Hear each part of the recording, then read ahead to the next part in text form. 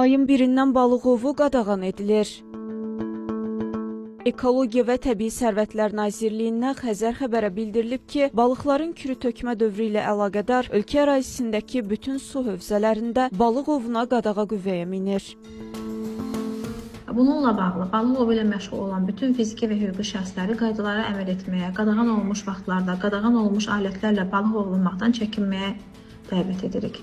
Sənaye balıq ovu ilə məşğul olan fiziki və hüquqi şəxslər bütün təbii su hövzələrindən balıq ovu alətlərinin kənarlaşdırılmasını may ayının 1-nədək təmin etməlidirlər. Qurumdan bildirilib ki, qanunsuz balıq ovunun qarşısının alınması məqsədi ilə Ekologiya və Təbii Sərvətlər Nazirliyinin Dövlət Ekoloji Təhlükəsizlik, eləcə də Bioloji Müxtəlifliyin Qorunması Xidmətlərinin və Daxili İşlər Nazirliyinin su nəqliyyatında polis idarəsinin əməkdaşları tərəfindən ölkənin daxili su hövzələrində mütəmadi nəzarət tədbirləri həyata keçirilir. Qanunsuz balıq ovu ilə məşğul olan şəxslər barəsində qanuna müvafiq tədbirlər görülür. Bəs qaydaları pozanları hansı cəza gözləyir?